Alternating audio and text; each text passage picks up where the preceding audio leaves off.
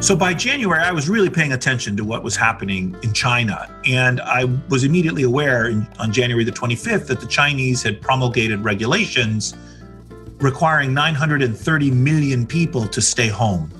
So the Chinese judged the virus to be sufficiently significant, a threat, that they put 1 billion people under home confinement January the 25th. They detonated a social nuclear weapon. We are the first generation of human beings ever to confront this ancient threat of plagues, which have afflicted us for thousands of years. Let's not forget, plagues are in the Bible. They're in Shakespeare. They're in Cervantes. They're in the Iliad, right? It's at the beginning of the Iliad is about a plague, which is where Apollo's arrow comes from. So plagues are not new to our species. They're just new to us. But we are the first generation of human beings that has been able to, in real time, invent a specific countermeasure in the form of a vaccine. So let's talk about the vaccine. Hello, everyone. I'm Larry Weeks. Welcome to another episode of the Bounce Podcast. I'm going to timestamp this particular recording. The conversation happened January 29th, 2021, so into the new year here. And I'm doing so because the conversation is about coronavirus and the pandemic. And I've had previous conversation, and timelines matter, especially as vaccines roll out. So anyway, today I'm very excited. I'm speaking with Nicholas Christakis. Nicholas is a social scientist and physician at Yale University who conducts research in the fields of network science, biosocial science, and behavior genetics. His current work focuses on how human biology and health affect and are affected by social interactions and social networks. He directs the Human Nature Lab and is the co-director of the Yale Institute for Network Science. He's also the author of several books, including Connected, The Amazing Power of Social Networks and How They Shape Our Lives, and Blueprint, The Evolutionary Origins of a Good Society. And his latest book, Apollo's Arrow, The Profound and Enduring Impact of Coronavirus on the Way We Live, is the topic of our conversation. It's a great book, and it covers the pandemic from a historical, scientific, and sociological perspective. Nicholas is a font of information that felt very constrained to get it all in an hour. My agenda was in hand, and as we started, I didn't know which lane to take because there was just so much that he could address and did address. So I just tried to keep up and follow along as best I could and knocked all my questions out of the park. But there was a lot we just couldn't get at just because of the time constraints. With that said, here are some of the topics we cover. The history of plagues, how earlier pandemics were so similar and how they played out and why. How often pandemics occur. Do they come up? We talk about mortality curves, death rates per segments of the population. He postulates on why the death rate is so high. A lot of it, he tells me, is behavioral. We talk about the effective reproduction number and its mitigations. We talk about what went wrong here in the U.S. when it hit here. We talk about the breakdown of trust in scientific institutions and in government. And we get into the current state of the various vaccines. We talk about vaccination rates, percentages of the populace he thinks we need to open up the economy. We talk about the Swiss cheese model of risk and how to use it to mitigate your own personal risk of getting coronavirus. And then we talk about the future, post-pandemic behavior. He thinks there's going to be a big boom, like in the 1920s. And of course, there's a lot more here. So let's get to it. I give you Nicholas Christakis. I like your background. Are you in your bedroom, really? I'm in my kind of a home office to prevent me from having to keep the room clean. I have this banner that I can unfurl. I love it. That looks great. One of the silver linings of this pandemic is you're seeing it on TV, and I'm seeing it a lot in meetings now, is that people are just finally giving up any kind of pretense of cleanliness. Cleanliness. So on the one hand, you get people that have set up home video, with green screens and, elaborate AV equipment. Like I just got one of these Yeti mics, like finally after not having one. And then on the other hand, you have people who've just let all standards go to hell. They're just, for example, like I did an interview with a reporter, an NPR reporter a few days ago, and she did the interview from her closet. Like it was a quiet room, but it was literally in her closet, like with her clothes behind her. I love it. Listen, I loved your book, Apollo's Arrow. here we are in March. I'm sorry, here we are in February. But you and I were talking earlier. I was listening to you talk with Sam Harris in March, and you gave an upper bound back then for deaths in the U.S. from COVID around 300,000 range. I don't know the exact number you gave. Well, here we are. We're tracking 430,000 deaths. Just stunning that we're still in this. I think I said that I thought we could have 300,000 deaths, but that it could be more, I think was the wording I used with Sam. I don't remember the precise wording. I mean, I'm not in the Paulo Zero, I which came out in August, or didn't come out in August, but I finished it in August. I thought we would have between 500,000 and 1 million deaths, and we clearly are going to have in that range. As you said, we have 430,000 deaths that we know of, and if you use this sort of demographic method called the excess death method, we have probably 500,000 more deaths at this moment than we would otherwise have had compared to prior years. So probably already 500,000 people have died of coronavirus or as a result of the pandemic, and we're heading towards a million, which is just an astonishing toll of mortality. And I need to say a couple things. I need to say, first of all, that from the moment this virus leapt to our species and escaped immediate control, which almost surely it would have done, that is to say, it's very hard to imagine how even the Chinese, even if they'd acted immediately, could have detected it and acted swiftly enough to stop it. From the moment the virus was loose in our species, it was going to kill many of us. So we were going to lose a couple 100,000 Americans, or I don't know, 50,000, 100,000, some large number of people were going to die. But we have done such an incompetent job at responding to the pandemic that we surely have lost needless hundreds of thousands of extra deaths. We could have done such a better job coping with the pandemic. And the deep irony is that we knew what to do, but for a variety of reasons, partly or mostly perhaps because of politicians' incompetence and venality and mendacity, more of us are dying, but also because the American people were not prepared and not willing to hear the bad news they needed to hear back in January, February, March, April, and so on. Even now, still many Americans are not willing or able to hear maturely take in the reality that we are facing. So can you update us on some of the key parameters on the virus as to where we are now versus, say, March or April? Early on, we had estimates of certain key parameters of the virus. And right now, 10 or 11 months in, we know those numbers quite specifically. We know a lot about the virus biologically and epidemiologically. Let me just sort of frame it for you just a little bit. So we now know that this virus kills between 0.5% and 0.8% of the people that it infects. And if you get symptoms of the virus, it's perhaps double that, between 1 and 1.6%. Let's say about 1% of people who get symptomatic from this virus die.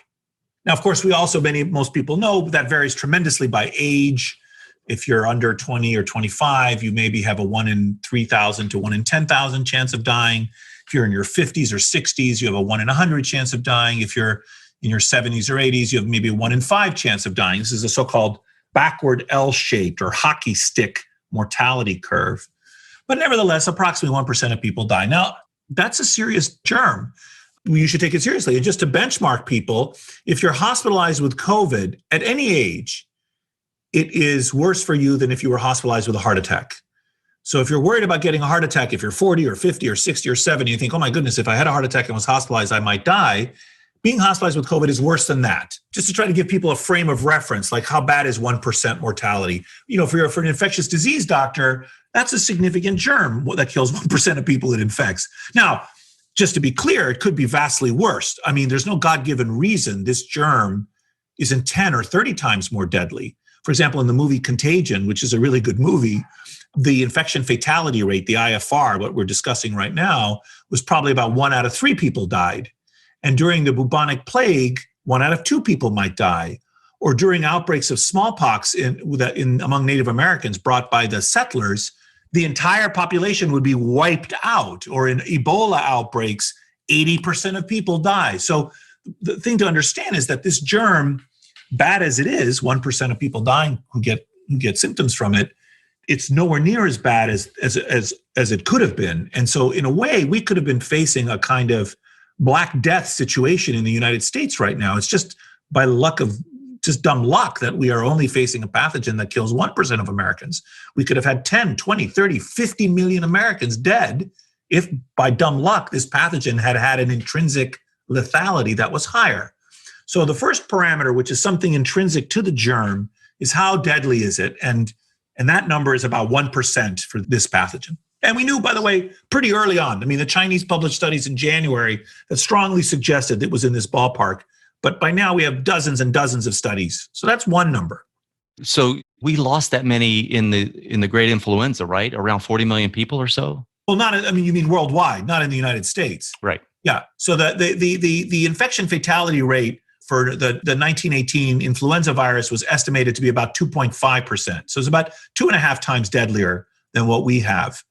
But that's not the only thing that matters. How intrinsically deadly is the germ? Another thing that matters, and there are a whole bunch of things that matter, but another thing that matters is this so-called R naught, the basic reproduction number, which again, many listeners have probably heard about this. This is the intrinsic infectiousness of the germ. That is to say, with each case, how many new cases do you get? And that number can vary all over the place. The most infectious disease known is probably measles. With each case of measles, you get 16 or 18 new cases. It's super infectious. With a regular seasonal flu, the R naught is about 1.5. So for each case, it reproduces itself plus another half a case. If the disease has an R naught less than 1, then it can't really become epidemic because each case can decline. It reduces less. Endemic is 1. Like if it just replaces itself, it just percolates along, replacing itself. But if a disease is not replacing itself, then it's declining in prevalence, eventually theoretically to 0. The cases disappear as your numbers go down. So this pathogen, the SARS-CoV-2, has an R naught. So the R naught is the number of new cases per existing case at the beginning of an epidemic in a wholly susceptible, non-immune population of hosts that are interacting normally, like a normal situation. And that number is between 2.5 and 3.5 for the original SARS-CoV-2. These new variants may be more infectious, as people may have heard. Here we are talking at the end of January of 2021. So let's say the R naught's about 3. Now, of course, there's another parameter, which is the R sub E, the effective reproduction number. And that's what we manipulate by wearing masks and physical distancing. That's like during the outbreak, if we take action, can we get it so that each case produces less than 1 new case? And if we do that, then the epidemic starts to disappear. That's why we wear masks and physical distance and do all of those things, is to make the disease not keep growing in number of cases, to like flatten and then decline. That's the R sub E. The R naught is something intrinsic to the pathogen. Okay, so we have a pathogen that kills about 1% of the people it infects, and it has an R naught of about 3. Now let's look at all the respiratory pandemics of the last 100 years, and let's plot them on a graph. And on the x-axis, we're going to put how deadly is the germ, this infection fatality rate we've just defined. And on the y-axis, we're going to put how infectious is it, like the R naught that we just defined. And we're going to plot all the respiratory pandemics we've had in the last 100 years. Well, the 1918 influenza pandemic would be in the upper right. It would be the worst one we've had, all right, that we just talked about. It's really deadly. The previous second worst one was 1957 influenza pandemic. That's sort of in the middle of this little grid. And that killed 110,000 Americans back then, which would be about 220,000 Americans today. And then down here in the lower left corner would be, for example, the 2009 H1N1 pandemic, which probably most listeners don't remember, because even though there was a pandemic, it was just gave you the sniffles. It wasn't deadly, so people don't really remember it. And you have to understand that these pandemics come every 10 or 20 years, randomly, it's stochastic. But once in a while, every 50 or 100 years, we've got a really bad one. And if you took these 2 parameters, which were known back in January, and you plotted them on this curve, you would have seen immediately that this is, and most experts, myself included, knew this and did this exercise and saw, oh my goodness, this is bad. This has high lethality potential. It's likely to become pandemic and kill many people. And so this exercise was done by people at the CDC, by expert epidemiologists. I mean, this is a kind of standard procedure where you try to get a handle on these 2 parameters and fit them on this curve and kind of get a sense of what's likely to happen. And those combined, those give you the ultimate, something called the attack rate, which is what fraction of people ultimately get the disease and how many therefore are likely to die. And that was what I was doing back in January. By the end of January, early February, I was getting very concerned and started to pull up the numbers that the Chinese were generating and do some calculations and think about this. And, kept upwardly revising my estimates of how many people were likely to die as more data came in and as it became clear that the virus was on the loose.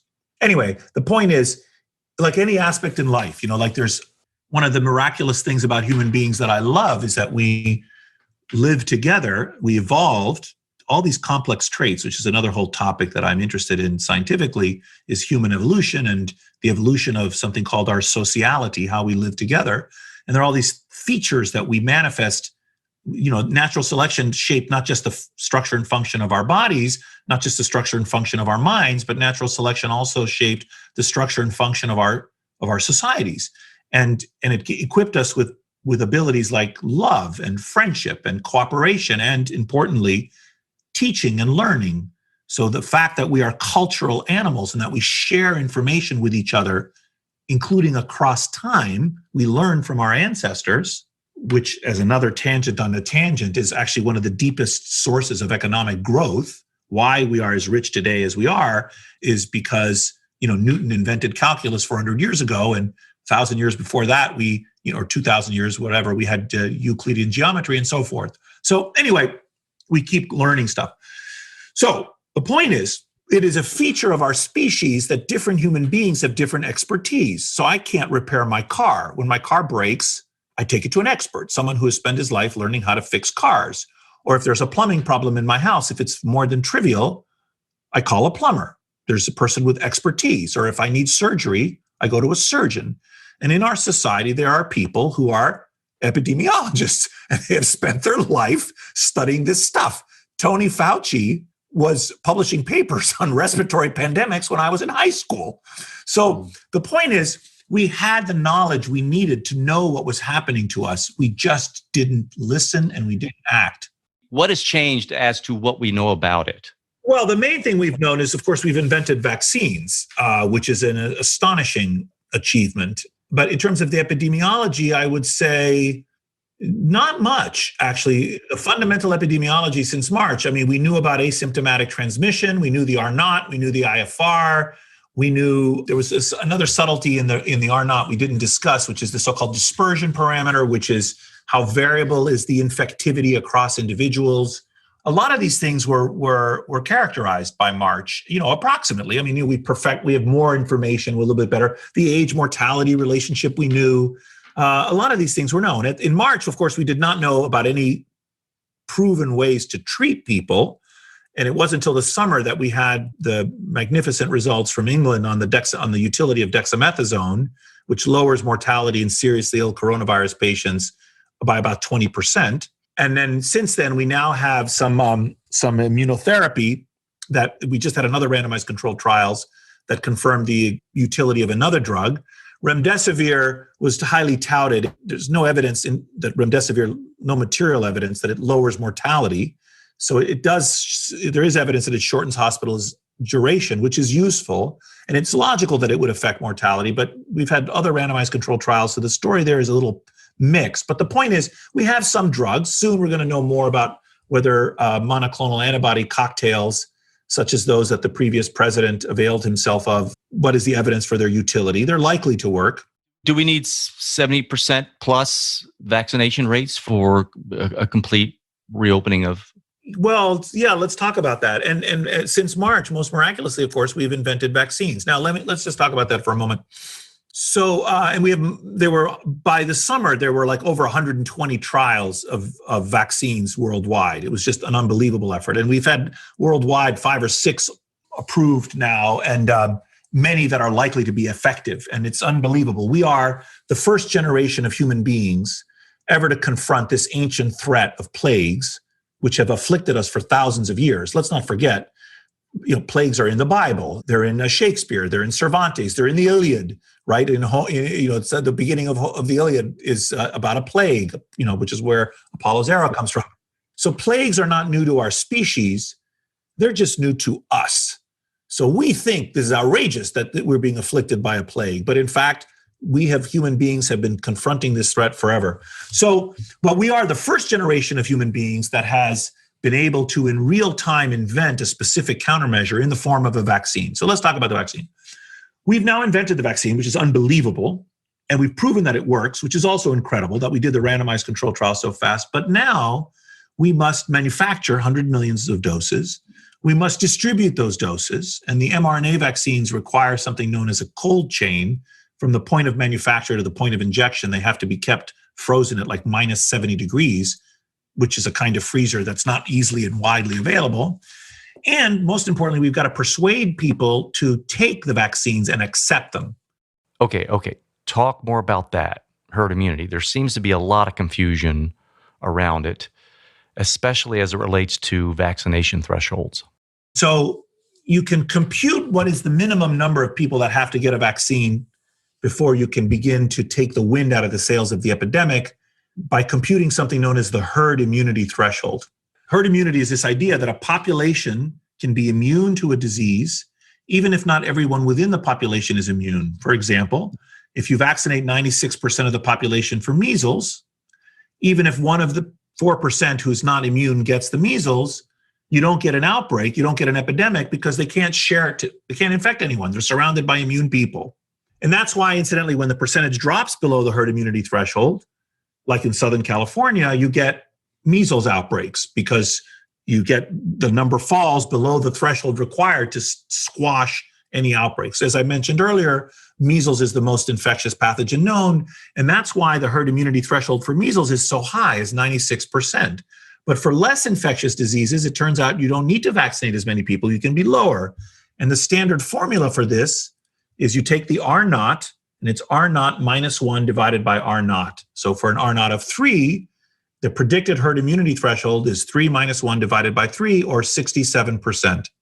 But it turns out that for some network science reasons, that is to say, because not everyone interacts with everyone else equally, some people are very popular, some people don't have any friends.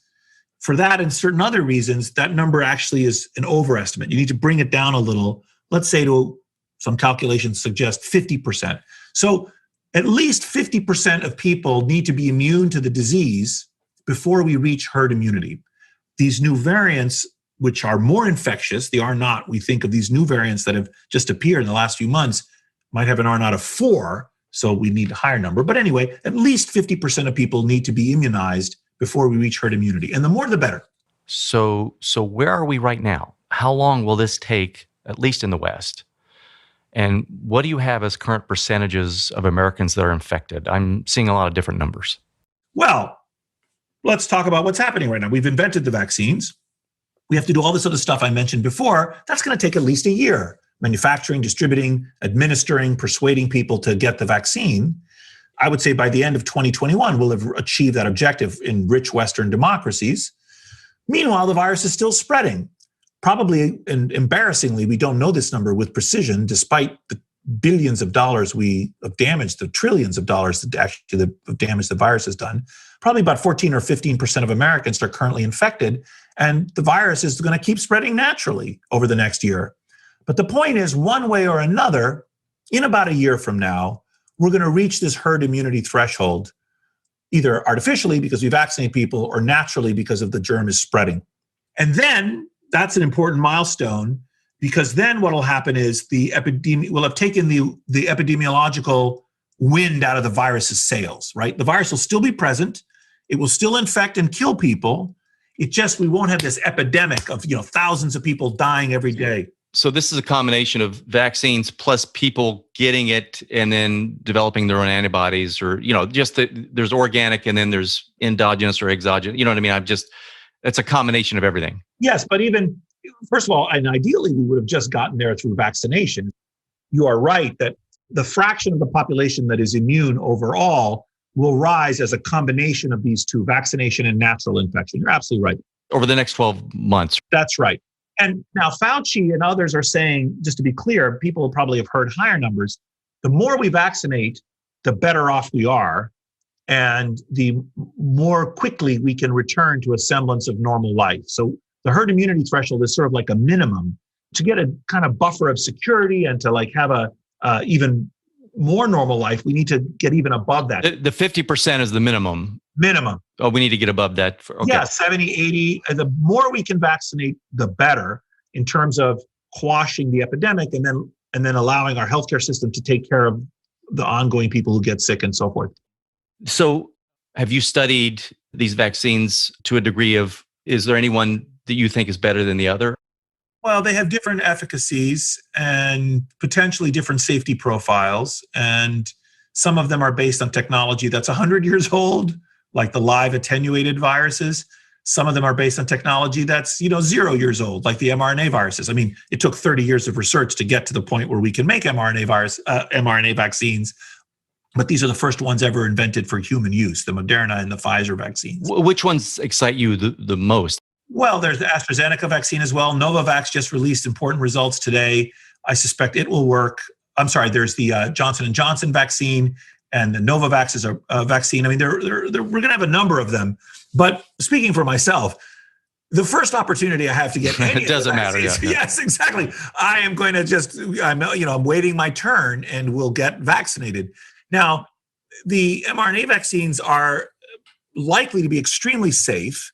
Now, we can't know for sure because we've never had mRNA vaccines before. And we have to, although we've been vaccinated millions of people, we've only done it over the last month or so. So, we don't have 10 years of follow-up. But there's no biological reason to suspect that they would be problematic. And in any case, it's surely vastly safer to be vaccinated than to run the risk of acquiring the disease naturally, right? Because the vaccine is just like a poor man's infection. It tries to stimulate your immune system as if you were infected without actually putting you in danger. Sorry, do you have any data based on your studies of social networks on kind of a predicted percent of the population, let's just take the US, that would refuse or get it, the vaccine? Because you have a lot of great research around social networks and the popularity given certain influencers and their networks. Well, I mean, there's an anti-vax movement in our society, which I think is wholly unscientific. And I think that, in addition, I also think that vaccination is a civic duty. You don't have the right to put others at risk by being a vehicle for the transmission of infections. It's like a little bit like seatbelts. You wear seatbelts to protect yourself, but you also wear seatbelts because why does the state mandate that you wear seatbelts? It's not just because the state paternalistically wants to prevent you from dying in a car accident. And in a free society, you should be able to kill yourself if you wish. And in fact, you can. But when you drive without a seatbelt, if you lose control of the vehicle, you put others at risk, right? So being jostled in the car because you're not wearing your seatbelt, you get jostled away from the steering wheel, you can then more likely to lose control of the vehicle.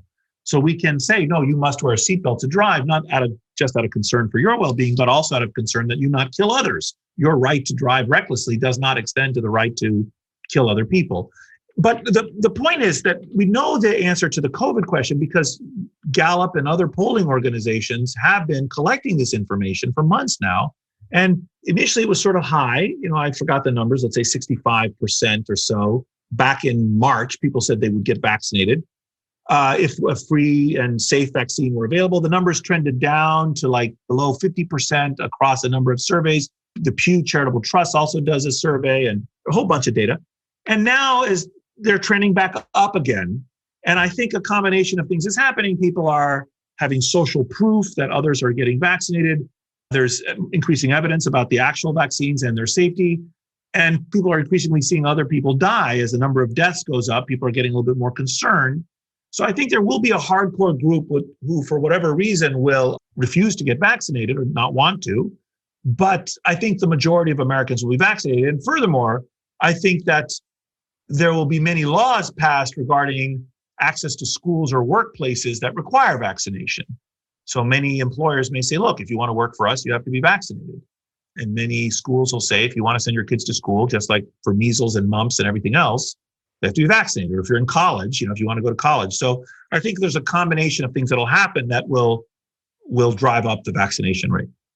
So let's talk about what went wrong. And I'm talking about the US, and certainly tell me what you think went wrong in China and elsewhere. But here in the States, was this a lack of some kind of system strategy like test, trace, and isolate, or was it a pure lack of prep imagination as to diseases like COVID?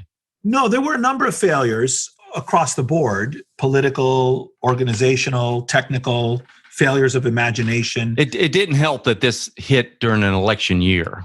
It also didn't hurt that it was interpreted by the president. And I am going to take the former president to task because I think completely incompetent with respect to the pandemic, although there were many left-wing governors and mayors who also were incompetent. So what happened in my case was I had some Chinese co-authors, and we've been doing some research for years, and I started doing a project on human mobility and the spread of coronavirus back in January. That paper was published in April, eventually. We submitted it in the middle of February. I mean, we worked our behinds off for 3 weeks to get the paper out, and the paper was published in the journal Nature in April. So by January, I was really paying attention to what was happening in China. And I was immediately aware on January the 25th that the Chinese had promulgated regulations requiring 930 million people to stay home. So the Chinese judged the virus to be sufficiently significant, a threat, that they put 1 billion people under home confinement January the 25th. They detonated a social nuclear weapon. So what were we thinking? So here we were in the United States. So I see this and I'm like, alarms are going off. I'm reading the papers from China about the R0 and the lethality. And I'm like, now I see the Chinese do this. And I'm like, oh my goodness. I'm talking to my friends who are epidemiologists, DMing them and texting them and stuff. And all of us are like, oh my God, this is really bad. It's really bad. But in the American public, the president was saying, oh, it's nothing. It's going away. It's nothing. Was the CDC muzzled or handcuffed at that point? Muzzled. Yeah, the CDC was muzzled. It was politicized. The CDC is full of experts who their whole lives have been waiting for this day, and they were hamstrung to actually help the nation. Because the perception is the reputation of the CDC has been hurt. Oh, for sure. Horribly hurt. And Bill Gates released a TED Talk like 10 or 15 years ago that has tens of millions of views on, his greatest concern was a pandemic. The CDC releases every couple of years a national plan for pandemic preparedness. It's a national security issue. We're the richest country on earth. We have every reason to be concerned about the emergence of a pandemic. Just to be clear, these are experts competent. It was a muzzling, or there was some layer over them or something. Yes, although there were some missteps too. So the CDC botched the release of the test. We then, after the test was botched, then the FDA got involved in a certain arcane way. And someone needed to knock some heads together and say, look, we have a pandemic. We're going to relax some of these bureaucratic rules right now and let hospitals around the country develop their own tests and deploy them, for instance. But anyway, so we had a politicization of the CDC. But most importantly, we had a failure of leadership at the level of the White House, and of course in many other levels of government as well. But what needed to be done was the following. First of all, when the Chinese put 1 billion people under home confinement, we should immediately have started producing PPE and ventilators. Why 2 months later in March, when New York is collapsing, and just to put a hard number on it, in New Jersey, so far, 1 out of 500 residents of the entire state have died from an epidemic. In New York City, 1 out of 300 of some communities, for example, minority communities in the Bronx, 1 out of 300 people died. This is an enormous toll of mortality. New York City was collapsing in March, but what had we done? We had done nothing between January 25th and March. And in fact, one of the reasons I wrote the book was by March, I was pulling my hair out. I was so concerned. And I said, what can I do to help people understand the nature of the problem we're facing, sort of to advance the public understanding of science? So we should have been equipping ourselves. We should have been manufacturing ventilators. We should have been preparing the troops. We should have, most importantly, the president should have been speaking to the American people, should have been saying, I know everything seems normal right now. And I know it's hard to understand exponential growth because as we all learned in high school, maybe the president learned this, I don't know, you have this long flat part of the curve and then it inflects and then you get the steep rise, okay? And for the long flat part, it looks like nothing is happening. So you look like a Cassandra. If you're an epidemiologist or you go out and you say, the sky is about to fall, people look around and say, nothing is happening. What are you talking about? Because the cases go from 10 to 20 to 40 to 80 to 160 to 320. It doesn't seem so bad. And it's not like, I guess, in 1918, people were dropping over, in midday or something. It wasn't like that. Yeah. Yes, that's right. Initially, it wasn't like that. Right. But just wait, if you get 1 million and then 2 million and then 4 million cases and so on, and deaths, rising. Over the last month, we've had 3,000 or 4,000 deaths a day, and we've just become inured to this. It's just unbelievable to me. The Chinese bought us some time. We could have acted. It wasn't just that. and we had plans in place, pandemic preparedness plans like testing, contact tracing, school closure plans. I mean, there was a whole elaborate There's a playbook out there. playbook. Yes, thank you. It was a playbook. But that was not evident. Well, we did not. Yeah, that was. No, we were like the Keystone Cops. But most importantly, no one came out and said, this is what should have been done in my view, and still should be done. And actually, Biden is beginning to do this, saying, look, it's nobody's fault. It is our misfortune that we happen to be alive at a moment of a once-in-a-century event. This happens every century or so. It's happening to us. We can't stop it. This virus is loose, okay? And it's going to kill us unless we work together to fight it. And a call to action, a call to civic mindedness, a call to maturity. Like, it's only children, all these people that are saying, oh, it's just the flu, or it's not such a big deal. This is immature. This is like children who don't want to believe that something bad is happening. This bad thing is happening. And the citizenry, in a way, one of the arguments I've made is, ironically, it's because our democracy is so good that we can get leaders like we deserve. So if we want to be lied to, we actually can elect leaders who will lie to us, because the will of the people is reflected. And so we have leaders who have been lying to us, and we are also to blame. We have not been willing to hear the unpleasant truth. The citizenry has not. Did that not happen in 1918 as well? Yes, it happens with every plague for thousands of years, because nobody wants to admit this unpleasant truth that the deadly germ is afoot. So there's always denial. They don't want to panic or something, yeah. Well, it's not just a question of panic. It's a normal human defense to engage in denial.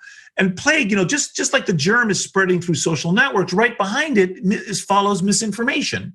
The germ is spreading from person to person, and misinformation is spreading from person to person. So during the bubonic plague, for example, there were all these superstitions about what to do and who caused it. Another issue that's very typical was desire to assign blame. So, during the bubonic plague, of course, anti-Semitism spiked. Thousands of Jews were put to death, blamed absurdly for, causing the pandemic. It's more appealing or more acceptable to us to imagine that our misfortune has arisen at the hands of other human beings than to imagine the alternatives, which are, for example, that it's an implacable God that is punishing us, or that it's the inexorable workings of a kind of nature, that the natural world is killing us. So just like you said, lies and denial are part of what it means to be an epidemic. And they have reared their head in the United States right now. But the duty and job of leaders was, I think, to help the American people see what was happening and rise to the occasion. And we were not exhorted to do that. And we are paying the price. It seems that in crisis like 9/11 and at other times, the country and people band together. It unifies us, or it has. But in this case, it seemed to fracture us. If you wore a mask, you were a liberal. If you didn't, you were a Trump supporter. It was the weirdest thing. So do you think the current administration, what are the public officials regaining trust? Are they shoring up? I mean, it'll be hard to regain trust against 420,000 dead when they took office, and that number could double. And there's very difficult to put the toothpaste back in the tube. A lot of ground has been lost, in terms of credibility of federal agencies that, were harmed by being muzzled and contorted in the past. Other nations did not politicize, for example, mask wearing, which you mentioned. I mean, a mask is just a barrier to aerosol droplets. It's not a sign of your neighborliness and virtue if you wear one, nor a sign of your bravery and independence if you don't. It's just a tool to stop a virus that spreads through the air. And, it's not seen politically in other countries. So, yes, I think we have our work cut out for us. Tell me the sources right now that I should be paying attention to. Nicholas, I'm confused. Well, there are a whole bunch of epidemiologists like Florian Kemmer, Mark Lipsitz, Trevor Bedford. I mean, I'm following you for sure. Okay, well, all right. I think I'm pretty reliable. I'm careful. I try to be very factual. I've been tweeting out information since January about the epidemic. So yes, I mean, there are lots of expert epidemiologists. Tony Fauci, I think Tony has stumbled a couple of times a little bit, and I think under the previous administration, he clearly was chafing and was muzzled as well. That had to be It had to be awful. I can't even imagine being someone like Tony Fauci and not being able to go and speak on them. I needed the White House permission in order to go talk. You start parsing your words as you're talking. It's I can't imagine. Yeah. Ridiculous to have these great scientists employed by our federal government and have them be muzzled in this way. I knew about this rule, obviously, but my face was rubbed in it when I realized that, Tony Fauci had to get permission from the White House to appear on a national TV program to help the American people know what was happening. It was ridiculous. I was going to say there Scott Gottlieb. I mean, there are a whole bunch of people. Howie Foreman, a colleague of mine at Yale.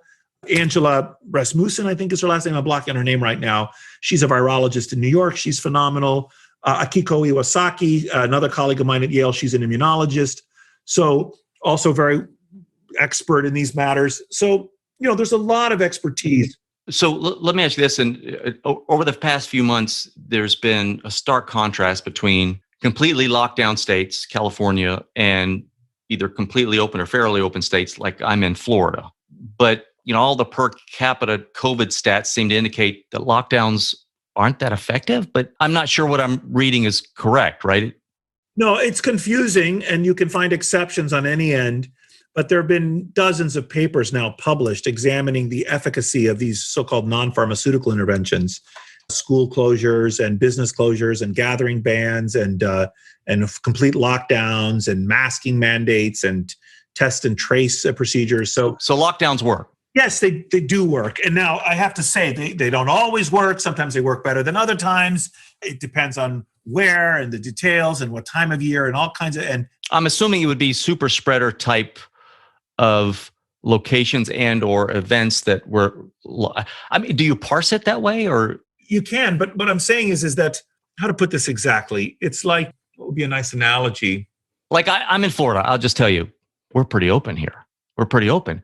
I'm looking at the data compared to California. California's doing worse. Or now, obviously, there's population differences, but yes and no. California stretches much further north, and there are different issues in terms of population density and age distribution and the behavior of the people independent of the actions of the state. So maybe a lot of the elderly in Florida are already sequestered. And lots of details. But the point is, you can find an exception to any given rule, and you can find some minority of studies that are contrarian or going against what the majority of studies say. But if you look at across the literature, these non-pharmaceutical interventions absolutely, and it's also just common sense, by the way, retard the flow of the epidemic. Now, we could debate whether these lockdown measures or non-pharmaceutical interventions more generally, school closures, gathering bans, whatever we're doing, we could debate whether they are, quote, worth it. That was my question. Is there an 80-20 to a lockdown? Was there a way we could have done it that was a little more nuanced versus a blunt instrument? So let me introduce an idea then that may help people think this through in a certain way. About 30 years ago, a psychologist by the name of James Reason introduced something he called the Swiss cheese model for understanding the failure of complex systems like nuclear power or aviation or medical error. How can we stop medical error in hospitals? And many of your listeners may or may not know this, but dying of a medical error is one of the top 10 killers in our society. Some estimates say 100,000 people a year die from inadvertent adverse drug reactions, surgical mishaps, goofs in hospitals, and so on. Anyway, how do we understand these failures of complex systems? Well, there's this idea called the Swiss cheese model, which was developed 30 years ago, this metaphor, and we can apply it to the COVID pandemic. So imagine that everything we do is a layer of defense. For example, mask wearing. Let's imagine it's a layer of Swiss cheese. It's pretty good, but it has some holes in it. The virus could still get through the holes. But most of the time when the virus approaches the piece of Swiss cheese, it'll hit a solid piece and bounce back. But if it aligns with the hole, it'll get through that layer, okay? So masking is one layer of Swiss cheese. School closure is another layer. Gathering bans is another layer. Hygiene measures is another layer. Business closures is another layer. Border closures is another layer. Each of these is a layer. Vaccination is another layer. But even vaccination is not 100%. For example, the mRNA vaccines are 95% effective, not 100%. If you get vaccinated, you still could get COVID. So there's a few holes in that layer of defense. It's like a Boolean. It's an and, not an or, right? You're just adding. Yes. So you add these layers, one on top of the other. And now imagine that these holes are of variable size and variable location in each layer of Swiss cheese. You should have the intuition that after you stack 3 or 4 pieces of Swiss cheese in your sandwich, by dumb luck, it's no longer the case that holes are perfectly aligned. You've got a complete barrier now. There's no way for the virus to get all the way through. So that is what we are facing. And the important thing is once you've gotten to the 4th layer, let's say, you don't need adding more layers. You don't need a 5th or 6th or 7th layer. Furthermore, it almost doesn't matter what layers you use, so long as you do more than one. So for example, Korea did masking and testing. New Zealand did border closures and testing. Greece did school closures, gathering bans, and masking. Different countries do different things, but so long as you do enough of them, you don't need to do all of them. And in fact, this is the reason why Americans should happily be wearing masks. Because if we wear masks, it may mean we don't have to close our schools or close our businesses, right? The more simple things we do, we might do enough simple things that are not so burdensome so we stop the virus and then don't have to do the more painful things like full lockdowns, for example. So tell me how right now you are living, and so let me just be open about how I'm doing. I'm wearing masks, I'm social distancing. I have a ton of gels and soaps, and I'm tired of washing my hands, but doing all that. I'm going to a restaurant, but I'm sitting outside, and I'm with my spouse, right, or family bubble. So that's about the extent of it. But I'm going to a grocery store. So outside of my comorbidities or my health, am I foolish? I mean, the fact that vaccines have been invented and within a few months, I think by the summer, any American who wants a vaccine probably will be able to get one. Everyone should behave really well, because there's light at the end of the tunnel. And, I think you should minimize your risk. I mean, I would, and I would consolidate my shopping excursions to the minimum number. I wouldn't go out for a quarter of my needs every day, 4 days in a row. I would go out for all of my needs at 1 day in a row. I would wear masking and physical distance. I would not do any discretionary social interactions. I would limit all of these, not only for my own sake, but for the well-being of my community. Let's not forget that thousands of healthcare workers have died. Thousands of healthcare workers have died caring for us. It is a civic duty not to get needlessly sick. No one has the right to impose the risk of death on other people. And most Americans take it for granted. Oh, if I get sick, I'll go to a hospital and someone will take care of me. First of all, the hospitals are being inundated. We're exhausting the healthcare workers, and we're imposing risk on them. We have a duty not to do that needlessly. We have a right, if we do need it, to get healthcare, but we also have a duty to do our part. So my advice in general would be that people, to the extent that they can, should behave. There should be no needless risk-taking right now. We have to grow up and accept this, especially since there's light at the end of the tunnel in the form of a vaccine. I have to fight this weird situation I'm in. Cognitively, I have to remember, it's just like putting on a seatbelt. It's easy to say, I'm in a car covered with steel. There are airbags. I'm only going around the corner. I mean, here's the thing, though. We talked earlier about, take another year before we reach herd immunity. That'll be the end of the opening act. We're not at the beginning of the end of this pandemic. We're just at the end of the beginning. We're just at the end of the beginning. Wow. Okay. Yeah. I mean, this virus has only infected 14 or 15% of Americans, and 500,000 of us have died. But just think about that. If we weren't doing anything, the virus would kill 2 million Americans. That's what the virus does, right? It kills 1% of the people it infects. If the natural herd immunity threshold is 50%, 50% of 330 million Americans is 165 million Americans, and 1% of that is 1.65 million Americans. It's a bad virus, and it doesn't care whether we live or die. It's just spreading and is killing us. And it has no reason not to stop, no reason to stop. Now, as I discuss in the book, eventually the viruses, typically what happens is what's ultimately going to happen with this virus is going to become so-called endemic. It's going to circulate among us forever, but the less lethal strains will circulate. And yeah, it'll be like the cold or something down the road. Yeah. It'll be like the common cold. Yes, eventually. But what's going to happen in the more immediate term is the following, is that we're going to reach this herd immunity threshold in about a year. And then the biological and epidemiological force of the epidemic will be behind us. And then we're going to enter what I call the intermediate period, which is going to last a couple of years till the beginning of 2024, end of 2023, which is when we recover from the the psychological, social, and economic shock. Because let's not forget, tens of millions of Americans are out of work. Millions of businesses have closed. Millions of kids have lost school. If 500,000 Americans die, probably 5 times as many will have some kind of permanent disability. 2.5 million Americans will be disabled or more. Maybe 5 million Americans will be disabled. Will have pulmonary fibrosis or renal insufficiency or cardiac or neurological problems.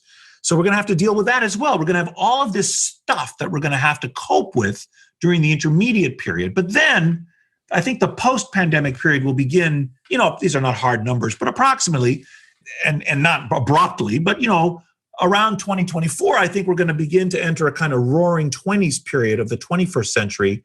So what happens during times of plague is that people get more religious.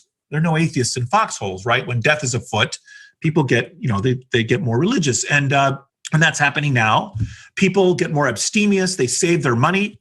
There's nowhere to spend money, or they're unemployed, or the economy's collapsing. So money gets husbanded.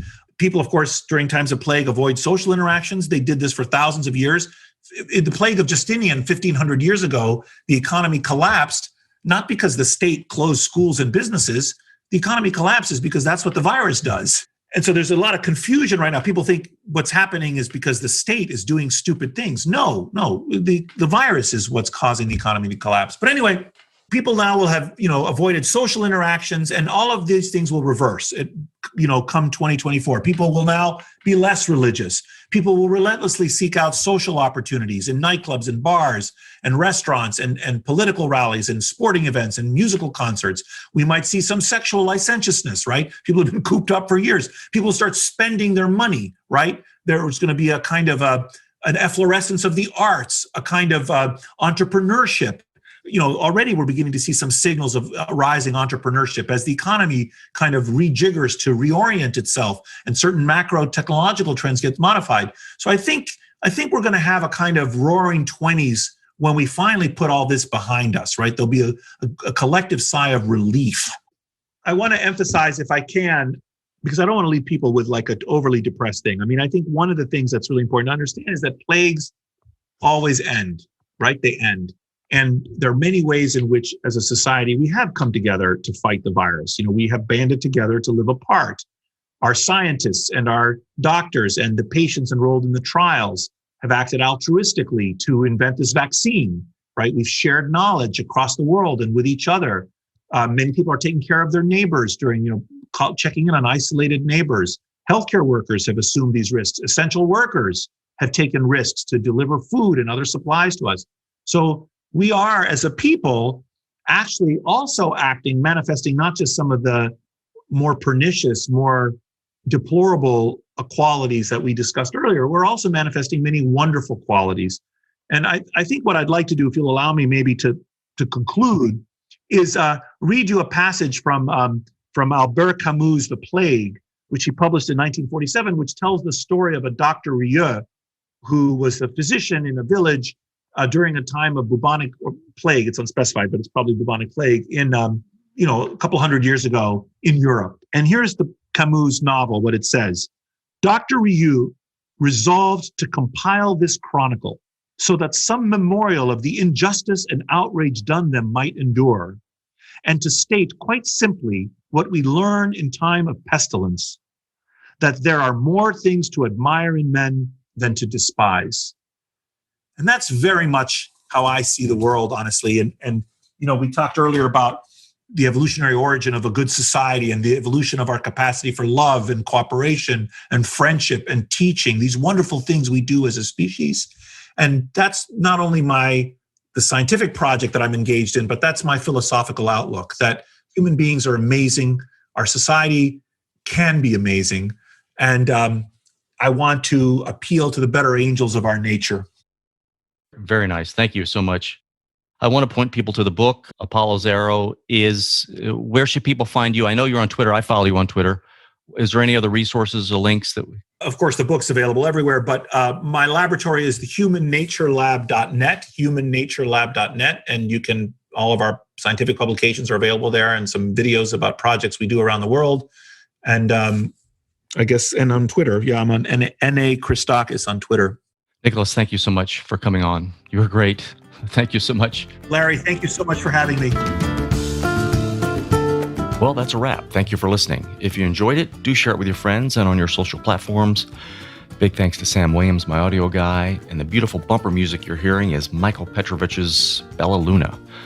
For all my show notes or resource links, visit larryweeks.com, and we will talk again soon.